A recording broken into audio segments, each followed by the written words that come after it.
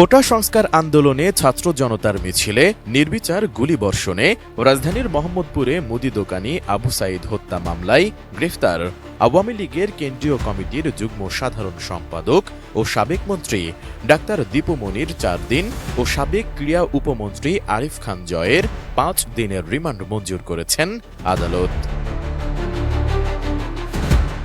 মঙ্গলবার আসামিদের আদালতে হাজির করে মামলার সুষ্ঠু তদন্তের স্বার্থে ১০ দিনের রিমান্ডে নিতে আবেদন করেন তদন্ত কর্মকর্তা মোহাম্মদপুর থানার পরিদর্শক তোফাজ্জল হোসেন। এদিন আসামি পক্ষের আইনজীবী তাদের রিমান্ড বাতিল ও জামিন চেয়ে আবেদন করেন। এজলাসে আসামিদের ডকে ওঠানোর পর কারো হাতে হাতকড়া না থাকায় বিএনপিপন্থী আইনজীবীরা আসামিদের হাতকড়া পরানোর জন্য চিৎকার করতে থাকেন। এরপর আসামি জয়কে হাতকড়া পরানো হয়। নারী বিবেচনায় দীপু মনিকে হাতকড়া পরানো হয়নি। শুনানির এক পর্যায়ে জয় কথা বলতে চাইলে বিএনপিপন্থী আইনজীবীদের তোপের মুখে কিছু বলতে পারেননি। অপরদিকে দীপু মনি ডকের এক কোণায় অবস্থান নিয়ে মাথা নিচু করেছিলেন। কয়েকজন নারী পুলিশ সদস্য তাকে ঘিরে রাখেন। এ সময় আইনজীবীরা চোর ফাঁসি চাই বলে চিৎকার করছিলেন।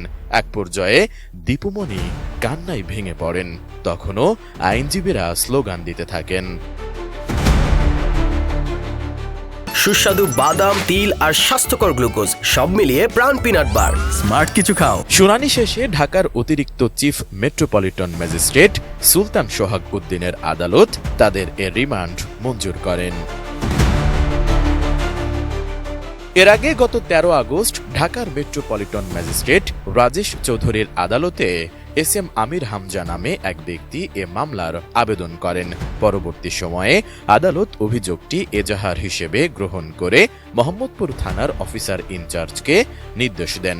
সচেতন নাগরিক হিসেবে একজন নিরীহ নাগরিক হত্যার বিচার চেয়ে এ মামলা করেছেন বলে জানান ওই ব্যবসায়ী।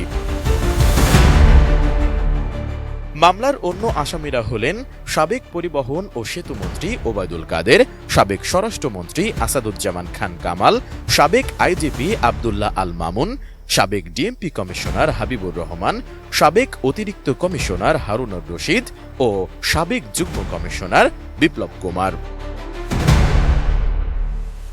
মামলার আর্জিতে বলা হয়, নিহত জায়েদকে তার গ্রামের বাড়িতে পঞ্চগড়ের বোদা উপজেলার নতুন বস্তি প্রধান হাটে নিয়ে দাফন করা হয়।